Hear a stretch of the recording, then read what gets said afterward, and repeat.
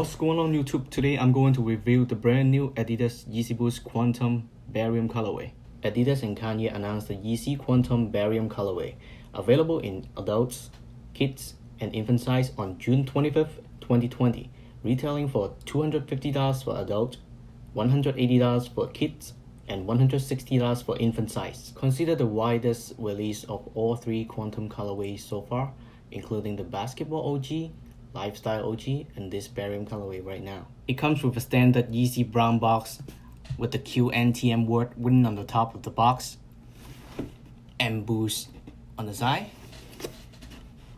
Product code H68771, colorway Barium, Barium, and Barium, with the basketball word on the side.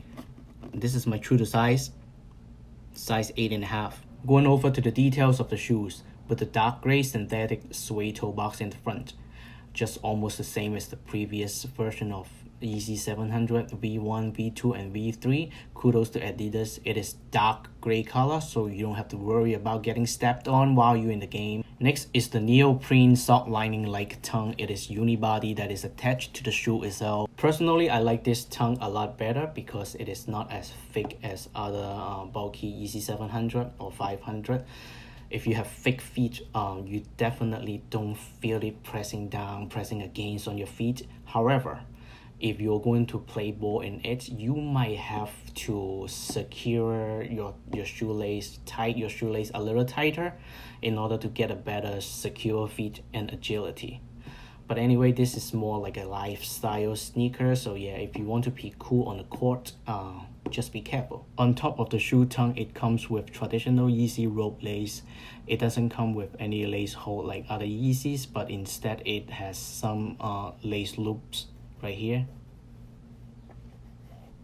Nothing special, but it looks nice and clean. Moving on to the side panel of the shoes, even though this is kind of like the first widely available colorway of Quantum, Adidas has already changed certain features on the shoes. First thing you will notice is the prime knit material underneath with a layer of 3M reflective material construction, and this is bright when you flash light on it. On top of the side panel, it is a soft plastic cage which is made of RPU according to Adidas, that provides you with extra support on the side.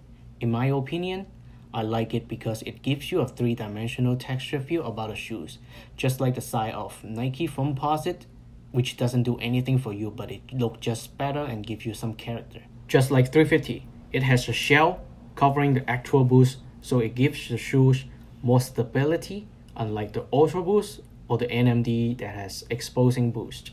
On the bottom of the shoes, it has some wave herringbone pattern with the Adidas Boost exposed in the heel area. Also, it comes with plain black color Adidas Yeezy insert. Nothing special.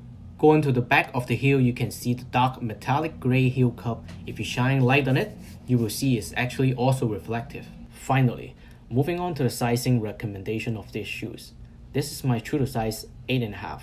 I wear size 8 for my 350 V1, size 8.5 in all V2, and size 8 for my 700 V1 and V2, and finally size 8.5 on the V3. In my opinion on these shoes, it is definitely on the loose side in general.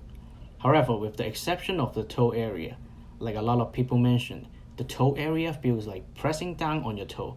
So if you have a thicker toe, you might have to wear thinner socks to make sure your toe don't get bruised. Me personally, I have another pair of size 8 coming soon. I will have to wait for it to arrive and try it on in order for me to decide which one is the keeper. But at the end, my recommendation, getting a true to size with your 350 V2 is not going to be a problem. In my opinion, you don't need to consider going a half size up at all. With all this information, if you didn't grab a pair on the release day, I hope this video helped you to make a decision on whether a cop or a drop. If you like my video, make sure you hit the like and subscribe button down below, and I will continue to make more unboxing and on-feet review video in the future. Now let's see how it looks on feet. Thank you so much for watching. See you next time. Peace.